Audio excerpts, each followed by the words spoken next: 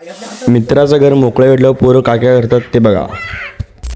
तर जय श्रीराम मित्रांनो, आपण चालू लातूरच्या घरी इथं आलो ना. बघा आपण लेट आलो म्हटल्यावर त्या आपल्या आल्याला हृदय बघा असं सावध करतो ना, संस्कार आल्याला पाणी देतो.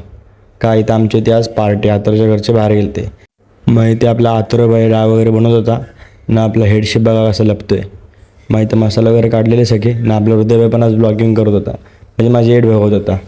मग इथं काय जेवण कमी मस्ती जास्त चालू होती आमची.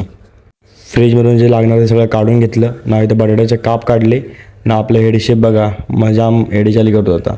मग इथं पीठ वगैरे घेतलं बेसनचं ना. आपला हृदयबाई बघा मध्ये मध्ये जाम करत होता. फुल मस्तीच्या मूडमध्ये होता आज हृदयबाई ना. असं दिसत होता. मग आपला संस्कारबाई बघा एकटाच इथं अभ्यास करत असलाय.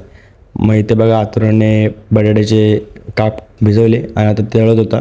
बटाट्याची भजी बनवत होता आम्ही सगळे. मस्त असे भजी तळून घेतले ना. आतुराबाईने ते सगळे काढून घेतले का प्लेटमध्ये. मग आता डाळ घालते आमची. मग डाळीला तडका द्यायचा होता. डाळीला तडका दिला आणि तेल उडलं म्हणून बघा कसे नाचत होते सगळे येड्यासारखे. ही मजाच वेगळी आहे मित्रांनो. मग आपल्या लाडूबाईने ते भजी तळ घेतलेले वाटाण्याचे. मग ते मस्त असे बेसनमध्ये कालवून घेतले ना. आपला लाडूबाई ते एकटा करत होता. त्याला एक भाईला जाम नॉलेज आहे कसं करायचं कसं नाही ते. मग तोपर्यंत आपला आतुराबाईने भात वगैरे धुवून घेतला. आपल्याला जिरा राईस करायचा होता. तेलात जिरे फ्राय करून घेतले. मग भात वगैरे टाकला ना. आता आपण घेतलं पोळी करायला बेसनची. आतुराला बेसनची पोळी पाहिजे होती. मग इकडे काय सगळा पापड वगैरे तळले आम्ही. पापड मस्त असे तळले आम्ही. आणि आता विचार केला जेवायला घेऊया. मग जेवायला सगळे बसलो इथे आम्ही.